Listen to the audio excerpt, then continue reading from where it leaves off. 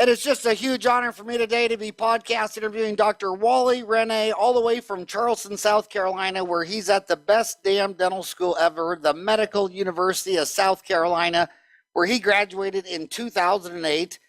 He is an active in undergraduate dental education and holds a full-time faculty position in the Department of Oral Rehabilitation at the Medical University of South Carolina as an associate professor.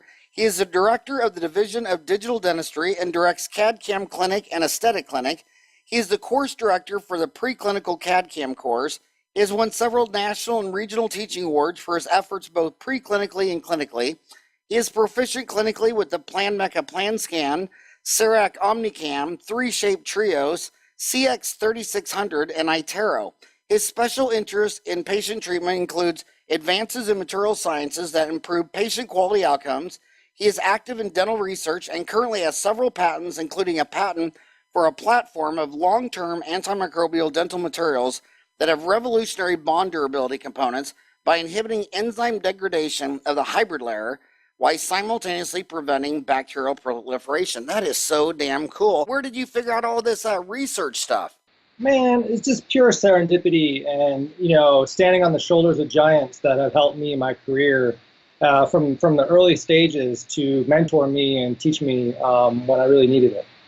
Well, the thing that dentists don't want, no one wants to look in the mirror and find fault with themselves. It's so much easier to judge everyone else. And, for all of dentistry, we've been building a wooden barn in the backyard and telling everybody to brush and floss and take care of it. And then it's always eaten by termites. And then we blame the parents. And sometimes you got to ask yourself, well, maybe if you made that barn out of aluminum, it wouldn't be eaten by termites. So, and it also in my lifetime, it seems like dentistry has gone to what I call the aesthetic health compromise, where back in the day, you had all these ugly gold and silver fillings that lasted 38 years to 50. And then they've been replaced with all this beautiful white plastic crap composite that gets eaten by recurrent decay in 6.5 years. Absolutely. Yeah, there's a huge paradigm shift in our profession from longevity to aesthetics. And I don't see why we can't have both, but we're not there yet, especially with direct restorations. With about a 7-year longevity for the average posterior composite, I think we could do better as a profession. And, I know that in some people's hands it lasts forever, I've heard, but I know what I could do with my hands. And what I want to do is create a material that the average general dentist could put in, and it will last at least as long as amalgam restoration. But it's all ego talk. That says, well, you show them the data. How long do you think the data says a posterior MOD composite lasts on a molar? 6.5 to 7 years. And how long do you think it says an amalgam lasts? 14 years plus. 14 years, so twice as long. Yeah, at least, yeah. And every dentist is so ego-driven. Says, well, my composites last longer. Well, what you're really saying, so your patients don't drink Mountain Dew? So your patients floss every day? So your patients, they time their brushing for 2 minutes? I don't care if you're Mozart, your patient still drinks Mountain Dew and lives in a trailer. Absolutely. I mean, well, the issue is patients do the best that they can with the level of care that they can, but the issue is with our diet in the modern day society, people are guzzling sugar. We're not going to really change that. They're snacking, habitual snackers, and we need a material that's going to adapt and change for them. That's going to be better. So you patented something? Yeah, and it was completely serendipity. I patented a nanoparticle additive to composite adhesives and resins. That's a copper iodide metallic particle. Copper iodide is extremely antimicrobial, and it doesn't lose its antimicrobial efficacy over time. So even at 30 years down the road, it's still going to be antimicrobial. So are you gonna license? Okay, so let's go to Shark Tank now. So so Mr. Wonderful, the Canadian guy is gonna say, look, hey buddy, don't build a brand name. Don't build a big brand name in composite. Screw all that shit. I got lots of buddies that dominate this space. You should license your technology to them. Is that what you're going to do, or are you going to build your own composite? Well, I got a NIDCR grant and that's ending right now. It was a pretty good grant to research this better, and now we're going to apply for a phase 2 to get FDA approval. And once I have FDA approval, I would hope that somebody would license this material.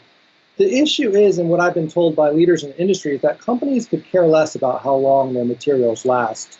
It's $5 billion a year in the United States to replace failing posterior composites. Companies make the putty that you put in the hole, they also make the adhesive. So the issue is, do they really truly want something to last longer? And I would like to think and give them the benefit of the doubt that they do, but I've been told that they really are not quite interested in that kind of demographic. Well, you just said it exactly. You can't generalize like I'm Irish, 100% Irish. You can't say all Irish are drunks because only 38% of us are. You know, you can't say all Russians are alcoholics on vodka because only 40% are, you know. And so, though, with these big companies, there's a lot of big companies. So one of them absolutely will. Yeah, I think and so. Do you have contacts with those companies? Does the university, does the dental school?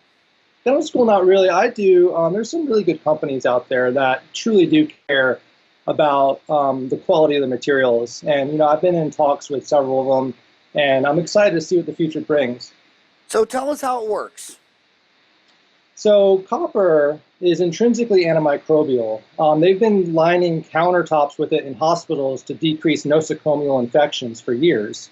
It's resistant to mutations in the bacteria, so they can't really resist copper. Copper acts as an infinite electron sink. So as soon as the bacteria come near the electron sink that is in the copper, they die. They have a homeostatic cell charge imbalance. And then we coupled that with iodide. Iodide is extremely antimicrobial in the short term, whereas copper is the long term. Copper also inhibits matrix metalloprotease through competitive inhibition of the zinc binding motif. So we're going to inhibit all the enzymes as well. Copper also tends to inhibit salivary esterase. So we're going to inhibit the degradation of the resin from the saliva. So we kind of nailed all three aspects of composite failure. And we're pretty excited about it. We have some very good results. And what was the active ingredient in stannous fluoride? Stannous fluoride, I do not know the mechanism. Well, stannous was tin. Oh, tin, yeah. Yeah, okay. And same. So the silver filling was half mercury, and the other half silver, zinc, copper, and tin. You're going with the copper. I mean, an amalgam was antibacterial in so many ways, and the composite shrank where the amalgam expanded. Yeah. So the seal was unbelievable. And then everything, and then it's half mercury, and you'll never find mercury in a multivitamin. True, but I mean, you get mercury in fish and other consumables. I think amalgams was probably one of the best things for our profession. I believe in amalgam. If you look at the research done by Timothy Darun out of University of Washington and others, it's perfectly safe. I don't buy into the amalgams are killing us hype. I have about 50 of them in my mouth, and maybe that's what's wrong with me, but I believe in it. We're trying to put. Is that why your hair looks so good? That's mercury in your hair? And we're trying to put the metal back in the filling without telling anybody. So, you know, lace a little bit of copper iodide in the composite resins. Nobody, you know, put some metal back in there. So is it copper and iodine or copper iodide?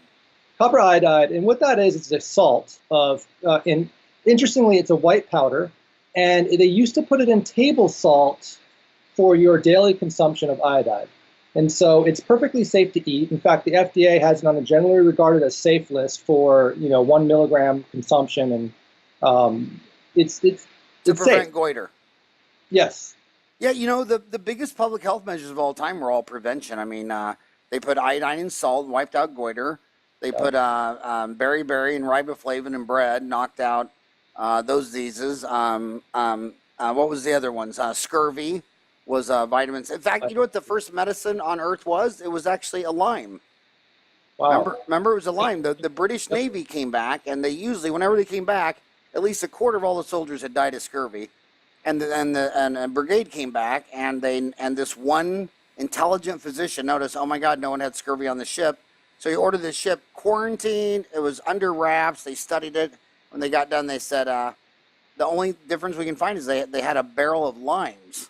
So there had to be something in that lime. So they called that, the lime was C, vitamin C, citrus. And there was something in that lime that caused them not to get scurvy. And so they still call British sailors limeys to this day. I did not know where that came from. That's awesome. Yeah, that is cool. So So what do you want to talk about next? What is the state of dental education? How long have you been a dental school instructor? Almost 10 years. Oh, wait, I want to talk about your website before we leave that. Your website is www.cure-innovations. What would my homies find if they went to cure-innovations.com? They can learn a little bit more about the research and the copper iodide and some of the grants that we've received if they're interested. It's kind of a platform for that company that I started. And are you on Twitter? I don't tweet, believe it or not.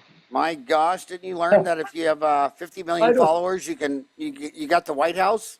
I need to do that. I mean, Trump, love him or hate him, he showed you one thing. If you get enough Twitter followers, you can bypass every news agency known to man. I mean, that guy can get up and go to the bathroom at 3 in the morning and message 50 million people. I love it. Isn't that amazing? But yeah, and the other reason you should go Twitter is very simple. You know, Facebook, you're always going to be giving them money. You know, you build up a follow. If you got 300 followers and you post something, they won't push it out to 300 followers. They'll push some sponsored ads, content, all this stuff. And if you want to push it out to all your followers, you got to give them money and boost your posts. But Twitter, I've never given a dime. So Twitter, Twitter, these companies that you've never given a penny, that's the cheapest. I mean, the easiest dollar earned is $1 in expenses saved. So if you build up a big Twitter following, it's free. You build up like I have 300,000 followers on Facebook. Wow. And if I pushed out this podcast between me and you and I wanted all 300,000 to see it, I have to give them $300. What? But I got 21,000 followers on Twitter. So when I tweet out this podcast, all 21,000 will see it for free. That's awesome. I need to start tweeting. Yeah, so I tell everybody, go to Twitter and save yourself a fortune. There's a reason Facebook stock is skyrocketing. So how long have you been teaching ever since you graduated in 2008? I have. There was those that gave me a chance early on, and I'm forever grateful for them. When I was a senior in dental school, they came to me and said, how would you like to stay on and teach? And at the time, with all the debt that I had, I was worried that I wouldn't be able to make a living because the starting salaries, as you know, are about a fifth of what private practitioners make.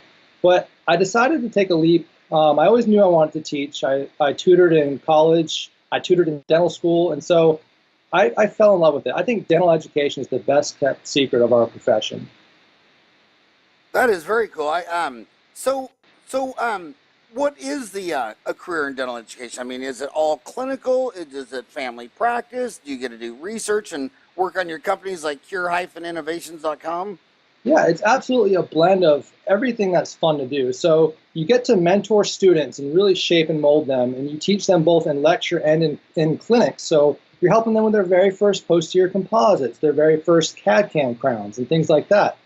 But then you also get to treat your own patients a day a week, and that's actually the day that you actually need to make money to make up for your poor salary. And then you get to do research. So they give you a day to do research and start companies and get patents and do innovations and things like that. And the collaboration is amazing. I mean, there's a group, especially at MUSC, we have such a good family feel here in our department that everybody just kind of works together, and we do a lot of fun stuff. But but you'll actually get richer in the long run, everybody. It's so counterintuitive. Remember that book, The Millionaire Next Door? Yep. The Millionaire Next Door is written by 2 PhDs, and nobody wanted to read the results. I mean, the bottom line is doctors and dentists and lawyers don't do that well. The number one millionaire profession was school teachers. Because when a school teacher says, just like you've been saying, well, I don't make a lot of money. So you'll buy a smaller home and stay in it your whole life. You'll buy a smaller car and drive it for 100,000 miles. But those ballers that get out and think, I'm going to be a cosmetic dentist, I'm going to be the fanciest dentist in South Carolina. They'll buy a 5,000 square foot home, a Mercedes Benz. His wife will never work a day in her life. She'll drive a Range Rover. She'll destroy $10,000 a month. And at 65, guess who will have more money? The people that live below their means, or the people that made 3 times as much and didn't save. It's never about what you earn. It's always about your standard of living. Some people take their lunch, and some people have to go out and eat sushi every day for lunch. Some people can drink a bottle of water in the morning. Other people have to stop by Starbucks and get a $7 latte, and then they don't have enough money for an IRA at the end of the year. It's amazing. We went to a dental party Saturday night, right? I mean, you would have thought Prince lived there. I mean, how unbelievable was that house? I mean, me and Ryan are like, this is the nicest house we've ever been to, and he's a dentist from Glendale. Wow. And I'm Well, like, are you out of your mind? I mean, anybody driving by this house would think, okay, either the quarterback of the Cardinals lives there, it's Michael, Michael Jordan lives there, Rod Stewart lives there. Oh no, oh hell no, oh hell no. It's just some damn dentist from Glendale. wow. Well, academics there's some hidden features and financial benefits. You get retirement and you get medical benefits that are unparalleled. And, on top of that, they have programs to help loan repayment for students, which is, the average loan indebtedness for 2016 was about $260,000, with over 30% having over $300,000 in debt, and many at the $500,000 range. So, that's a big thing. So what's the difference between the 500,000 and the 260? How does one graduate with twice as much debt as the other? Well, it depends on the school, obviously, and it depends on how much family support they have. A lot of students are getting some family support to help offset things like cost of living. Many schools, those numbers that they report might just be tuition, but there's also some people have to take out extra for rent and food. And you could actually go crazy and take out a bunch for that if you're living in like giant apartments and driving a BMW and stuff like that. And, you have to be careful. A lot of parents, though, will help some students with living, so they don't have to take out but anything for any loans except for tuition, which is smart. So do you think that's changing dentistry? Do you think the classmates graduating this much, that's changing dentistry? It's absolutely changed the profession. Whether we like it or not, it's here. The average student graduating with that amount of debt, they've bought a private practice before they ever even started practicing.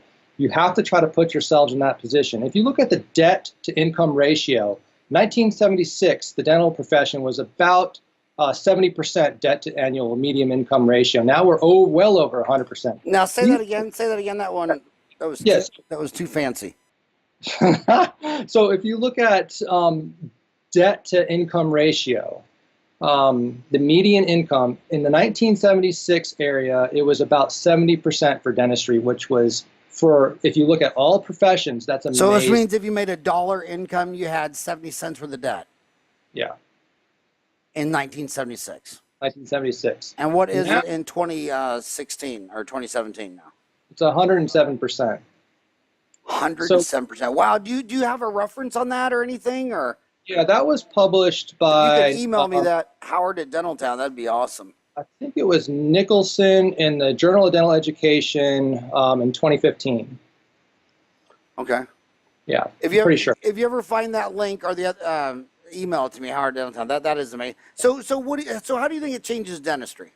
Oh, I mean, so students are less likely to specialize, because what happens when you specialize, and the average interest rate, right, with student loans is higher than mortgages, so it's about 7-8%.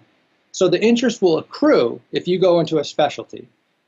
So literally, if you go into a specialty, and many residencies charge you, so let's say you're paying 70 grand a year to go to an endo residency, your interest is accruing on your defaulted student loan, so you really have another 30 grand a year tacked on that. So you're 100 grand a year to go to a 2-year residency, and then you have lost income. So by the time you graduate from that residency, you just blew $1 million almost. I know. No, it's a little bit different. So we have about an 8% drop in people specializing. We have a lot of people going into corporate-based dentistry. We have fewer graduates buying a practice. They're more likely to associate, because you can't buy a practice if you already bought a practice with your student loan. Now, here's if there is a good side to this.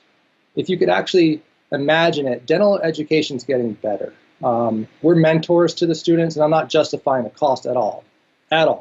But you remember in dental school, they used to smash your stuff. They step on your dentures. Yeah, I mean, it was abuse. Now we're there for the students 24/7 for their career. I get phone calls all the time from graduates. I'm always going to be there for them. It's just a paradigm shift in the way we treat them, and it has nothing to do with the financial component.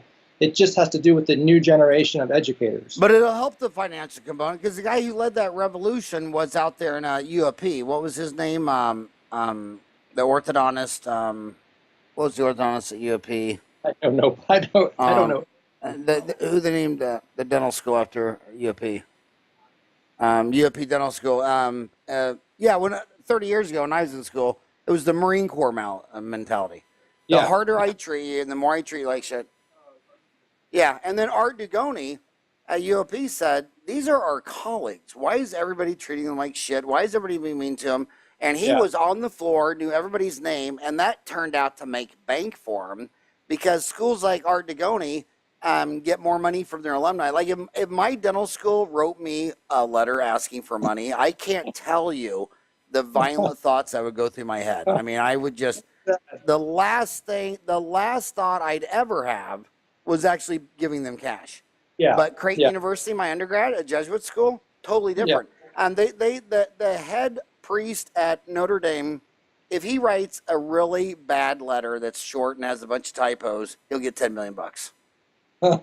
Because those Jesuits, there was one that lived on each floor. I mean, when we were too young to buy alcohol, we just went in the Jesuits' room and he'd give us a beer. I mean, they were on your team. You know what I mean? So and that's the way the faculty are now. Yeah, we're on the students' team for sure. Yeah, it's good. It's a really fun place to be, and we really do care about the students. So, did you marry a woman dentist in your class? I got married before dental school. In college, and she wanted to be a dentist. I did not like dentistry. I thought it was the stupidest thing ever. I wanted to be a research scientist. So I graduated and started to do some research and was mapping genomes of sea anemones. I hated it. So I quit, and my wife was still in college, and I needed a job. And so there was an ad for an assistant. And my wife's like, you should totally do that. I'm like, this is going to be the worst thing ever. So I was assistant for a year, and I was like, I love this. A dental assistant? I was a dental assistant making $10.50 an hour for a year. And I worked hard, killing it, killing myself. But there was an old school dentist, and he taught me a lot. And I fell in love with the profession. I applied to dental school. They said, we don't think you really want to be a dentist. So then I went and did an assistant for another year. And then I applied again, and I got in with my wife. So we did go to dental school together. She then specialized in pediatric dentistry. Wow, that is so cool. Yeah. That's the only reason I don't want to go to hell is because I think they'll make me be a pediatric dentist with Hitler and Stalin for the rest of my life. I don't even know what kids' teeth look like. I got to be a 4-chair deal. It'd be Hitler, Idi Amin, Joseph Stalin, and me just doing pulpotomies on screaming kids. For all of you there. Yeah, God bless the pediatric dentist, man. I don't know how they do it. I assume I assume she's on Xanax or Valium or. She's got to have something to equalize her. I like that. I still don't. But anyway, go back digital dentistry. Yeah. So you're big in CAD/CAM, and you're proficient clinically in the Planmeca Planscan. That's the one that they bought E4D out of Dallas. The Planmecca, they're out of Helsinki, Finland. Then you have CEREC Omnicam, which was the huge merger of Dentsply and Sirona. Then 3Shape Trios, that's out of Copenhagen, Denmark. What's the CS3600? Carestream. Oh, that's the Carestream. Okay, I didn't catch that. And then iTero. And then Glidewell's talking about one these days. Have you seen the Glidewell? I have. Well, what's the name of theirs? The iOS Fast Scan. iOS what? Fast Scan. Fast Scan? Is that going to be a player? I don't know. I haven't actually touched it. I think, the exciting times in dentistry where we have so many players in the field now, and, all the systems are pretty darn good. Everybody has their favorite, but the reality of it is it's not much about the system. It's more about the dentistry. And what do you mean by that? That you think that you do better dentistry?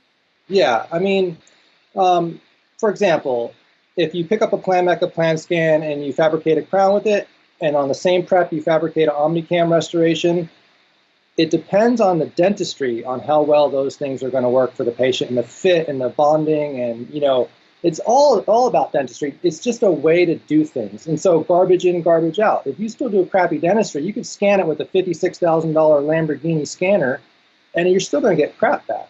Unfortunately, you can't fix bad dentistry.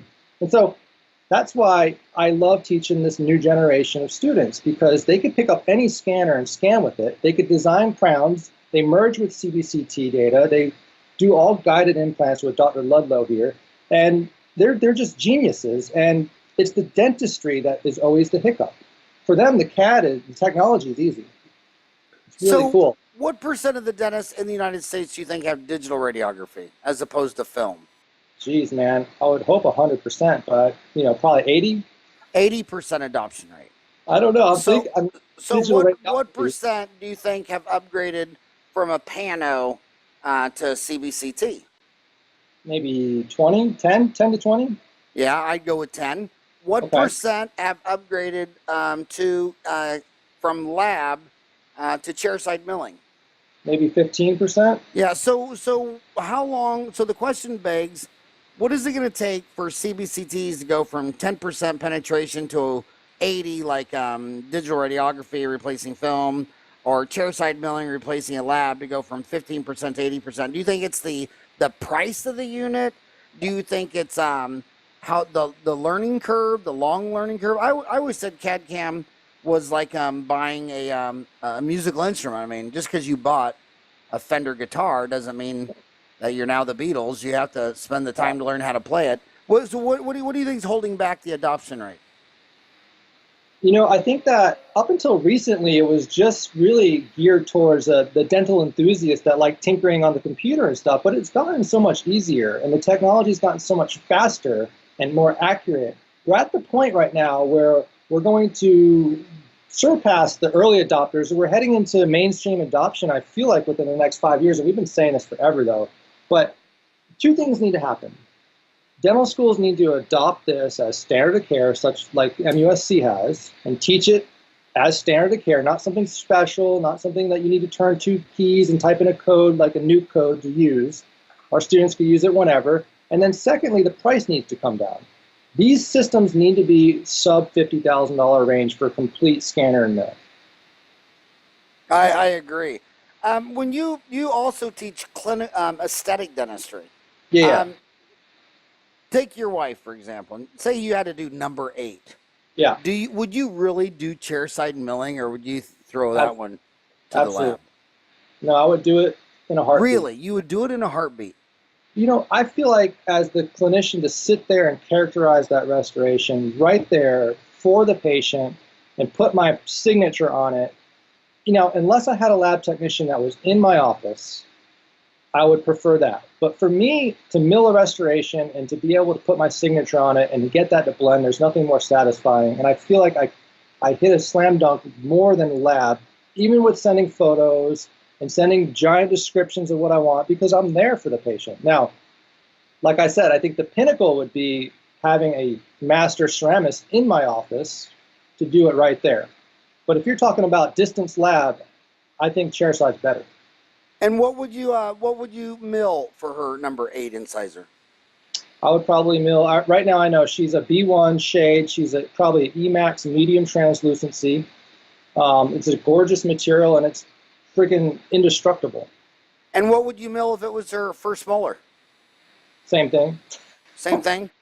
I think lithium disilicate, properly prepped and bonded, is the gold restoration of today. You're going to hit me. And not needing to do all the zirconium? I'm not a huge zirconium fan. I'm really not. Why is that? I don't want my restoration to be the indestructible, immovable rock in the mouth. We have to rethink of what we consider failure. I don't want the tooth to fail. I want my stuff to fail, and hopefully 10, 15, 20 years down the road. So you're talking that's a great subtle point that I think flies over the heads of lots of people, that if there's no give in that restoration, the root canal is going to crack, and the root canal fails, and it's going to be extracted. Yeah. I mean, if I drop Tupperware, it bounces. If I drop a porcelain plate, it shatters. But if I have an elephant stand on a porcelain plate, you say, well, that's stronger than Tupperware, because when the elephant stands on the Tupperware, it deforms it. Yeah. But it depends on, are you dropping that Tupperware, or are you having an elephant stand on it? Absolutely. I'm a strong believer in a more biomimetic approach. I want my materials to wear and adapt and move. That's why gold was so amazing, and it still is. It develops wear facets. It adapts with the patient over time. Zirconium doesn't move. Now let's say the most dentistry uncensored racist thing I've ever said in my life, and I shouldn't say it. I know I shouldn't say it, but let's just say it because it's so true. all 7 of my restorations of my mouth are gold. I love And it. when I travel and lecture in Africa, Asia, and Latin America, they all love gold. And you come to America, white women will put gold, ears, nose, belly button, ankles, watches, their whole body, but not their teeth. But my Hispanic Latinas will. Latinas will. My Native American Indians will. My African Americans. I've had African Americans come to my office just want a gold little tinfoil on their front tooth just because they thought it looked clutch. But why? So what is it with just white women in America where they won't put the most perfect restoration in the mouth, which is just gold? It's all media driven, and I it's sad because gold is the best, as you know, the best thing. Now, here's the problem I have though with gold. We used to, back in the 60s and 70s, teach more conservative gold restoration preparation styles. Partial coverage, overlays, onlays, inlays, everything to everybody now is a crown. And it's unfortunate because when we hit the PFM era of dentistry, everything had to kind of be a crown. Now we're transitioning back to the all ceramic area where we could bond, but yet still everything is a crown. And I think as a profession, we need to be more conservative and start to adopt those types of treatment modalities like we did back when we were doing a lot of gold work. Well, if you talk to a cosmetic dentist who's not insurance driven like David Hornberg and say, how do you do the crown? He goes, I just take out what's wrong and then replace what's wrong. That's rare though. Not a lot of people. But 95% of dentists in America take Delta, which is the PPO. It's something like, I think it's 82% take 2 or more PPOs. And by the time you get to the 40th percentile, they're on 4 to 12 PPO plans. And if I send in an onlay or an inlay, it's automatic reject. But if I send in a crown, they pay half. Well, we have to decide as a profession what we want to fight for. There was an article recently saying we have as much power as the NRA, as a political organization in dentistry. What are we fighting for, though? We need to fight for, insurances to there's nowhere else in the world that you get reimbursed more for more aggressive stuff. Like in surgery, they're not going to charge the surgeon more if they do a greater incision for your open heart surgery. But in dentistry, they charge more for being more aggressive. Yeah, it's a lot of it's insurance driven. And dentistry, so dental insurance was started by the biggest union in America. It was the Longshoremen's Club. So any shipping container that came in and out of this country was unpacked by a longshoreman. And so in 58, they started dental insurance, and they covered X-rays at 100%. Well, the X-ray machine had been around forever, and the adoption rate was nada. And as soon as they started covering 100% for X-rays, every damn dentist had an X-ray machine. And it was something crazy, like 4 years. It just like dominoes. Everybody's like, what? They'll cover 100% for X-rays? So, historically, going back from, 48, I said 58, 1948. So from 48 to 2017, the whole history has been very insurance driven. And then when I lecture in other countries, I cannot tell you, I love my friends in Tokyo and Paris and London, but when you go to those 3 great civilizations, Tokyo, Japan, London, England, and Paris, France, their governments pay you $100 for a molar endo. Oh my goodness. So guess what they do? They put a post in every one. They got to do the whole damn thing in under 20 minutes, or they don't set the fee for an implant, which they can get $1,500. So do you think you're more likely to get a molar root canal or be told that it needs to be extracted and place an implant? Yeah, absolutely. Extraction and implant. So money, money's the answer. What's the question? More times than we'd like to think. Yeah. Unfortunately, yeah. I have to completely agree, and I don't like it, though. That's one reason why I went into academics. I don't want somebody to tell me what I have to do for dentistry. Yeah, I agree. It's but I do think looking around the world helps you understand your own tribe better, because so much of your own tribal stuff, you have all these rationales for what you think's going on, but then when you look at, okay, well, here's dentists in 50 other countries. That's why whenever I'm on the road, I always do lessons from Singapore, or lessons from Japan, or lessons from Tokyo, because it's those subtle differences that make you understand your macroeconomics better. Like next week, I lecture in Sydney and Melbourne. And I'll probably tape a dozen podcasts on it because just a little bitty, I mean, here's Australia, the same size as the United States. They're both 3.6 million square miles. You would think their dental schools are all exactly the same, but they're just not. You know, they're just not. So, so what would you say? So what else do you want to talk about? You could talk about anything under the sun. What else would you want to talk about? Man, I don't know. You guys want to know, dental schools, what we're still teaching these days? Yeah. Do you actually, or did you want to go through the difference between the Planmeca Planscan, CEREC Omnicam, 3-shape trios? Did you want to go through those or not really? Sure, yeah, absolutely, yeah. Yeah, go through Planmeca. What if someone just said to you, I see you're proficient with those 5 machines. Tell me the lowdown on those 5 machines plus the Glidewell iOS Fast Scan. Yeah, so I think that each system has some pros and cons. The Planmecca Emerald, which is supposed to launch anytime now, is the new Planmecca scanner, and it's incredible. It's super fast and very accurate. It has real color, and it's completely open, meaning that I could export STLs freely and do anything that I want with them. I could also import STLs. I could take core files from Atlantis and import that into the system and mill crowns before I ever get the custom abutment back from the lab. I could merge with CBCT, any DICOM data. I could export my wax-ups. I could make surgical guides in Romexis. And here's one right here that I made this morning. That's a 3D printed surgical guide with the Formlabs using the Planmecca software. And I got to order the sleeves and glue them in. But it's a fully guided system. It's amazing. And I think it's a great system with good customer support. The Omnicam has, its legacy. I want to stop you. Just follow Planmecca. Yeah. So Planmecca out of Helsinki, Finland bought E4D out of Dallas, Texas. Is everything you're saying really the old E4D? Or is Helsinki, Finland technology, was it a merger? Was it an acquisition?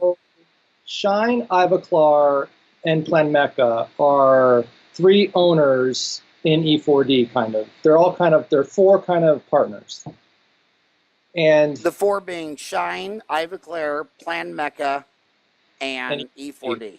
E4D is still a great presence. They're still in Texas. The guys down there, Gary Severance and Laz and the Quadlings, they're still all there doing R&D.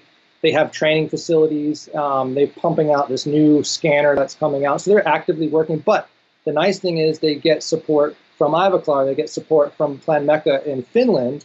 With things like CBCT guides, merging their scanning data with DICOM data. And they have a platform. I could make my own braces with Invisalign type braces with clear aligners, with 3D printing my own trays using Planmecca software. So it all integrates now. So Planmecca software will do clear aligners?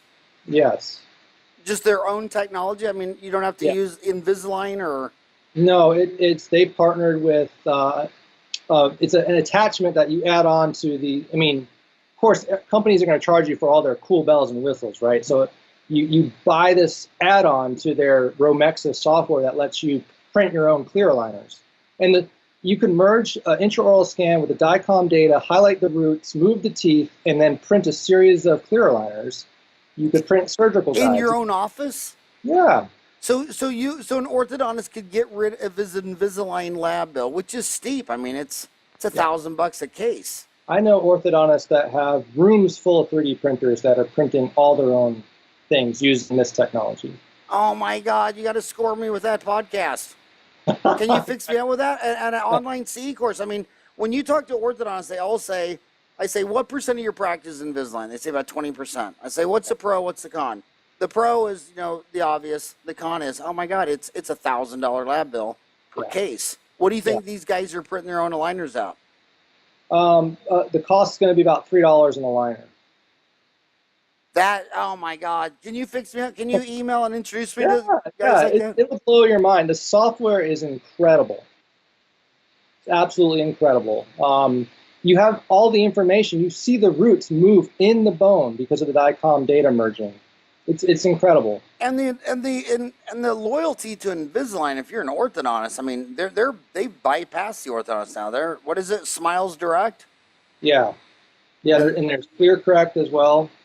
Yeah. So, I mean, once you're, I mean, I would imagine it's very hard to have a strong loyalty with a company that says, by the way, it's like Uber. I mean, Uber from the get-go, you know, people are saying, well, you're rude to your cab drivers. Like, they don't even want cab drivers. They want all driverless cars.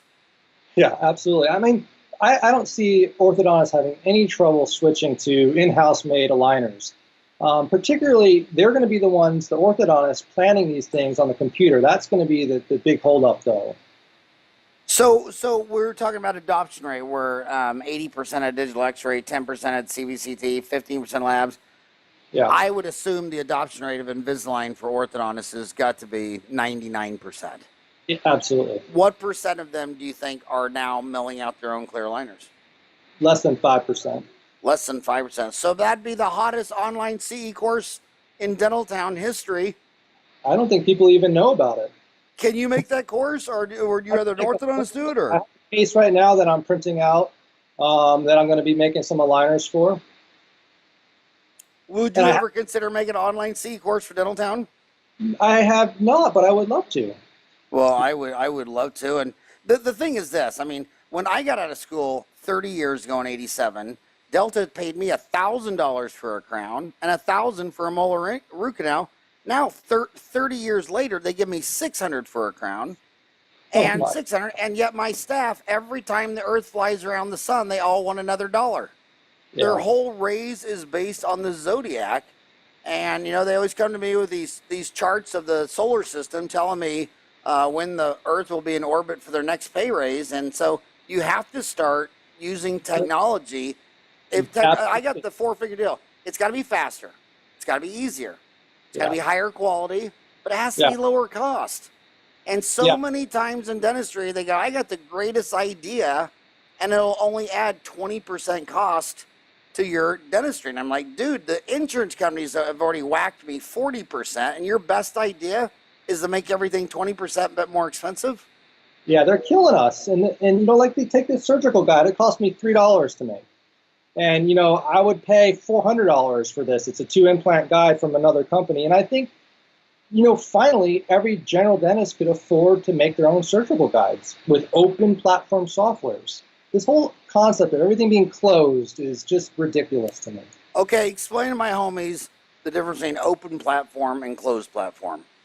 So open means essentially that you're able to get files in and out of the software without getting charged, and files that can be used in any other software. So think of a PDF. You could open a PDF on your phone, on your computer, anywhere, on your tablet, and you could read it.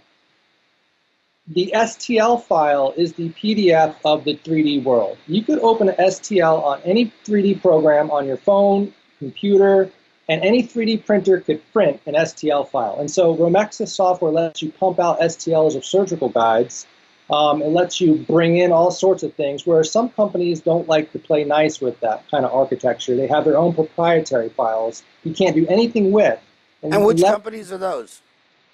Well, so it's starting to change, but for example, CEREC is closed in a way, but with 4.5 software, they're going to open up, which is super exciting. Open up a little bit, a crack of light in the door, or blow it open? Let you export STLs and import, I believe, which is going to be pretty awesome. And then 3Shape is going to be fully open soon with their newest update. They now charge me a dongle fee every time I want to export an open file. I get dinged, but they're going to open that up, so that's going to be amazing. And you know, I think CareStream is completely open right now, so like the Emerald, so they'll let you export and import. So everybody's getting wise to this. Because some of that stuff, like say an intraoral scanner impression over a traditional, like it's, you know, obviously the low-hanging fruit of being a better dentist is magnification. Yeah. Upgrading your monkey standard sapien eyes to 2.5, 3.8, you're a better dentist. When I take that oral scanning impression and I see my prep big screen, I've never been more humbled in my life. Absolutely. But then you have the price of the machine, but then they say, oh, but you have to have a $200 a month contract. Yes. So it's like, dude, I wasn't even using $200 a month in Impergum. Right. And now I got to pay you $200 a month for a service contract. I Not hate to that. mention buying the damn machine for 17 to 25,000. Yeah, well, be careful because a lot of companies will charge a little bit for the machine and then they'll bang you for $500 a month. And so there's hidden fees to these things. I know Planmecca does not do that. There is no monthly fee to operate the system. Neither is there, I don't think, for CEREC. But 3Shape and iTero and Trios and all those companies like to have these monthly service fees that you have to pay. Yeah. Yeah. If you had to buy one, which one would it be? Oh boy, you're killing me with that. I don't even know. Would For you me, rather just not touch that one? yeah. He said no. Yeah.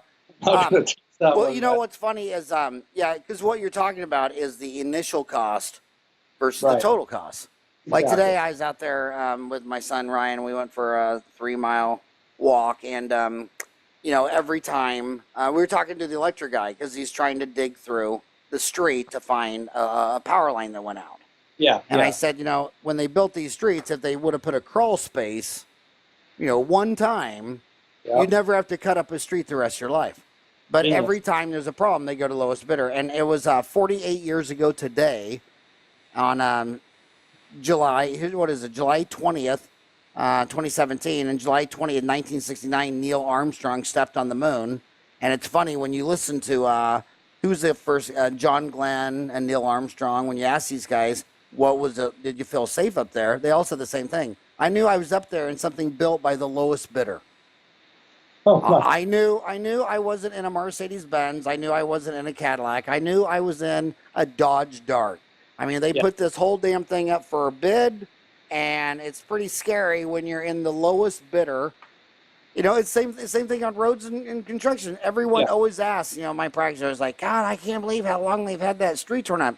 Dude, somebody bid it that could have done the whole street in 30 days. I thought Yeah. the funniest thing that I ever witnessed in Phoenix is the government decided they were going to expand the 101 North, and it was only going to be like 5 miles long. And then Free Enterprise decided they were going to bring in the Arizona Diamondbacks, and they were going to have a closed stadium with a retractable roof that they could air condition the stadium. Wow. Guess who finished in half the time? Of the stadium. It's like, Wow. and yeah, they had a retractable roof, and the government had to build a flat road 5 miles long. I believe it. A I believe flat it. road 5 miles long takes twice as long as a damn baseball stadium with a retractable roof. I You believe know, it. so the reason I'm ranting on this is you can't look at the price of the scanner. You got to Right. look at the price of how much they're going to ding you for every impression. What is your contract fee? Can you get out of these contracts? Who's your maintenance man? Who can't be at the government, be at a convention and get the government convention special that's 20% off. You got to sit down and do your homework. What You is really the do. total cost? You really do. Don't rush in by In fact, any of that'd these. be the most controversial article you should write for Dental Town magazine. Let 125,000 read it. Go through each of the I do. technologies. I and what have it- it. Oh, I want it. What is the I can't initial share it with cost? you. What is the ongoing cost? What is the total cost? There's it's Let's there's piss off the world together. like so Do you see why I named this show Dentistry Uncensored? I see you're trying to squeeze me for this, but this information is, secret, but I will tell you to be really careful. You have to look and see what is going to be the 5-year cost of ownership. Because the reality of it is in 5 years, that machine's worth nothing. It's obsolete. Okay, I promise you it's obsolete in 5 years. So you want to know what is the total 5-year cost of ownership. And so is a company going to warranty that for the full 5 years right off the bat? Or at 3 years, they're going to hit you with a very expensive warranty fee? You just need to do your homework. So do you have that article written? No. You're not going to publish that one? You're afraid the dean's going to call you in his office? I don't want to piss off other companies. I'm a huge Planmecca fanboy, as you know, but I love the Trios. I use it all the time. And the Omnicam's a workhorse at the school. So, there's a lot of systems that I use and love. I don't want to piss off the companies, but it's funny because our forefathers, they just called it transparency. That's all they called it. And they liked transparency. And everybody wants everyone else to be transparent until True. you expose their transparency. And then they come at you like you assaulted. And it's like, It's like, why is this not just straight up information? I mean, we're just talking transparency. I mean, yeah, and plus it changes all the time. Companies Right. they have deals all the time. But when I think of low cost, though, I always think of Glidewell. I mean, Jim Glidewell is the IKEA of the furniture market. He's the Southwest Airlines of, and the low cost leader always usually gets the biggest chunk. Like Southwest Airlines flies 27% of seat miles flown. IKEA is the number one furniture deal. So Jim Glidewell, that is. Well, it's hard to say who's the largest lab in the world. I think it's Jim Glidewell, largest lab. There's a group in China, Shenzhen, Modern Dental says they are, but he's definitely the largest in the Western Hemisphere. So what do you think of his iOS fast scan? I think, I haven't seen a finished product yet. I would love for them to send me one to use and test. I test accuracy for a lot of different companies when it comes to digital scanners. I don't have any good connections at Glidewell. I do appreciate what they've done, though. If you look at the disruptive innovation that they've created by coming in under the market price on a lot of their things and producing the same quality at lower price, it's pretty remarkable. Yeah, you email me your resume, what you've done, what you want to do, and I'll put it in his hand. Thank you. That would be awesome. Yeah. Well, I mean, the reason I like Jim Glidewell, the reason I really do is I grew up in Kansas. My mom and dad were from Parsons, Kansas. I mean, this is. I mean, I don't have an uncle or an aunt that had any teeth when they left high school. You know what I mean? And so my first intro to continuing education was the Pankey Institute. Yeah. With this elaborate presentation of the A patient, the B patient, the C patient, the D patient, the F patient. I'm sitting in the front row realizing, wow, he thinks my entire Farran family reunion is an F. I mean, we're not even making the D criteria. I mean, maybe the fanciest lady in the pedigree, maybe she would have been a C, but they didn't even want to treat C's. And what I liked about, that was like my favorite football coach was Alabama. Remember the Bear? He said, man, if you make A's, go to Harvard, go to Stanford. You make B's, go to the Ivy League schools. But if you flunked out of school and you make D's and F, you send them to the Bear in Alabama. And I just thought, that's real world, buddy. That's awesome. Yeah, you remember, or was that way before your time? Do you remember? Have you ever heard of Bear Bryant? Yeah, yeah. Yeah. So what I liked about Jim Glidewell is he's given more Americans the freedom to afford to save their tooth, and dental conventions always want to have, and I love these guys like the Matt Roberts of the world, that build the Mercedes Benz. And awesome. I drive a Lexus. I get it. I love Matt Roberts. I love that. But how many people in America can drive a Mercedes Benz for everyone that takes the bus or buys a used car? That's one reason why I like digital dentistry so much. My cost on restoration is about $35 a tooth. I could have that poor person come in and fix their whole smile, and my whole overhead's just a couple $100 if I do it fastly and efficiently. And will the aesthetic be at that level? Maybe not, but I kind of think it's exceptional. And I have a sliding scale of how much I charge my patients based on their economic need and the complexity of the case. And I can afford to do that with chairside cam. Yeah. And the aesthetics I also think is very overblown because when I'm a dentist for 30 years, when I'm talking to people, only on girls do you see like maybe the front upper 10 teeth and the tips lowers. But god dang, when you're talking to a 40-year-old man, 50-year-old man, or if he's got a liver spot, you're not going to see a maxillary tooth. You're never going to see a molar. I mean, who cares? And the other thing with these amalgams, they talk about their high overhead, and a lot of these bonding agents cost over, right now oil's trading, in my lifetime, oil's traded between $10 and $100 a barrel. Yeah. And right now it's somewhere between $40, $50 a barrel. Bonding agents all trade over $1 million a barrel. Yeah. And if I ask any of my 6-year-old boys, they come in with the burger hanging out of their nose, their hair's matted up, they wear the same, Raiders t-shirt 3 days in a row without changing it. I say, if I gave you a silver one, it'll last you till you're as old as me.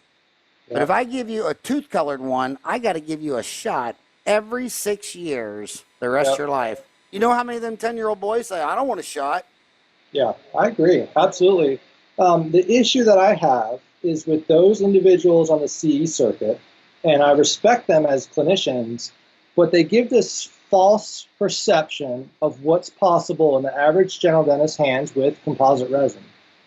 I think it's a great material that could be used in many instances. I'm not anti-composite. I'm trying to create better composite, but the reality of it is that amalgam is just so much better of a restoration as far as longevity and durability. And I just think that as a profession, we need to rethink of what we do. And even glass ionomers are probably better than many composites. Well, where it really crosses the line is with, Alzheimer's is crazy in America. By age 65, 1% has Alzheimer's, but by 85, 40%. So you go into these nursing homes, and the nursing home data is very universal that they get 1 root surface cavity per month in there. So if they've been in there 1 year, they got 12. This lady doesn't know her name. She doesn't recognize her kid. She doesn't know anything in the world. And they do these shiny resins on the front teeth, and they're mush in 6 months.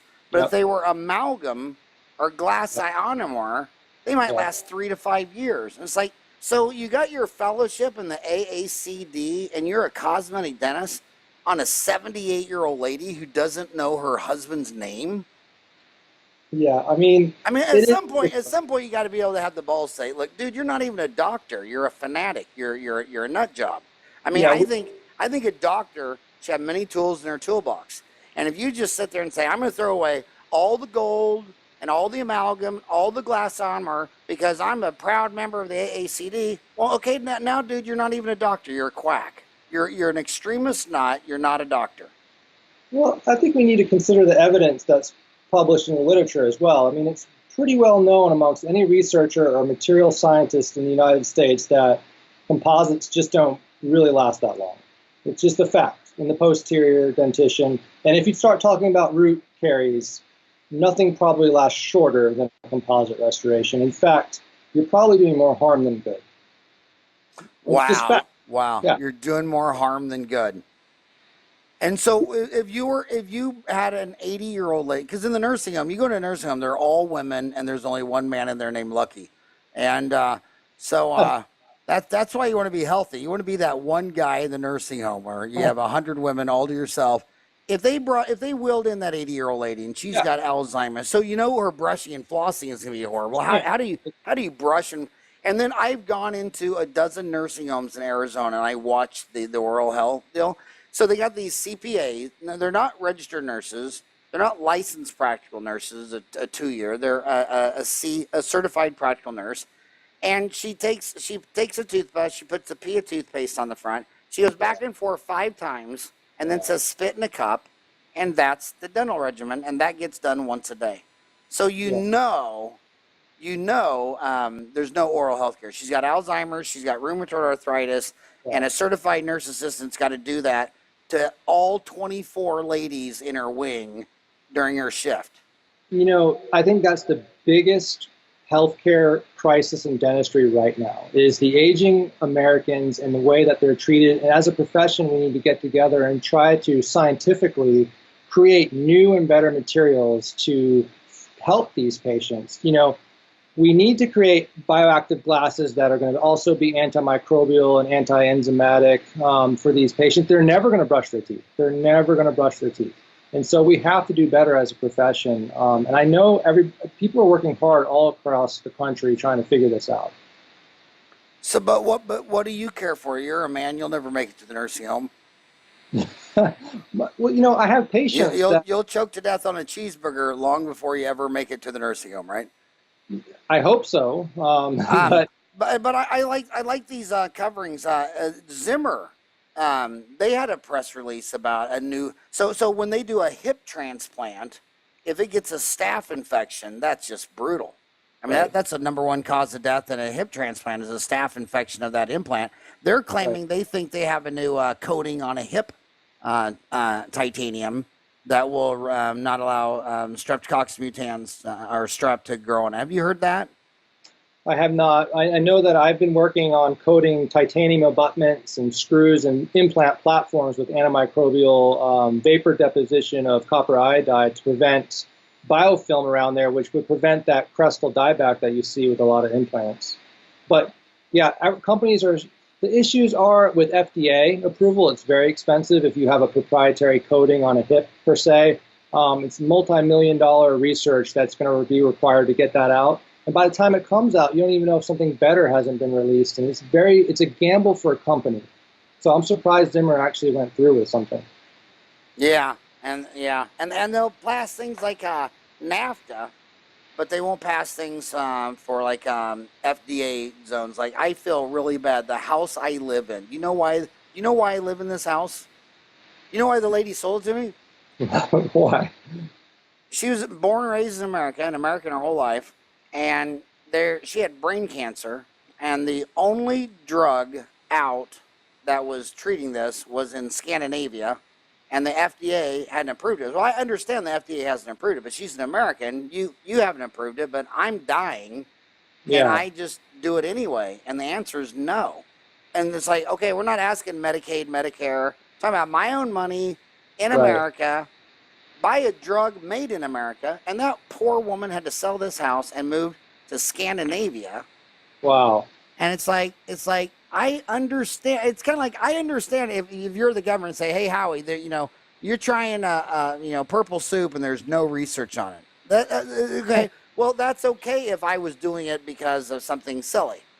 Right. But if they said, dude, you're dying of brain cancer and you'll be dead in 4 months, and this was made by a bunch of guys in a university who think this will work, well, why I not? mean, yeah, why not? I mean, it gets to a point when it becomes life and death. You think the FDA could at least just say, you're on your own. Or why can't they just take one of these Indian reservations where they allow casinos, they allow gambling, and there's these casinos all over the United States that are next to big towns, where the casinos are, and say, well, let the Indian reservation, these drugs that aren't FDA approved, go to an Indian reservation hospital and they'll try. I mean, if it comes down to life or death.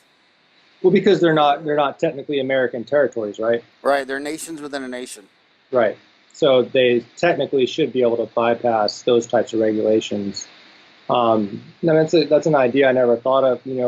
I know of several personal people that I know that are dying, unfortunately, and to try to get treatments within the United States, these revolutionary treatments that are not proven, unless you get enrolled in a study, you can't get these treatments that are not approved. And to get into the study, there's a lot of politics involved. Yeah, I really like that one that's coming out of Cuba for lung cancer. Do you see that one? I have not. Oh yeah, the Cubans have the highest lung cancer treatment there is, and wow. And it's just sad that you have to go to Cuba to get it, because in America your doctor can tell you about it, but I don't know. Too much. You're never supposed to talk about religion, sex, politics, or violence. So we'll stay away from all those. But hey, man, I'm your biggest fan, and I love all you've done. I would give anything if you make an online C-course for Dental Town or an article. That'd be amazing. Kudos for everything you do. And even though with your perfect hair, I have to hate you, I still love you to death. That is some perfect hair you got there, buddy. Is that a wig? No, it's just a lot of product. A lot of product? Okay, well, there is no product on my hair. This is all natural. Man, you're all free, though. I like that. All right, buddy. Well, hey, seriously, thanks so much for coming on the show. I had so much fun talking to you. Thank you. Appreciate it. Thank you, Ryan.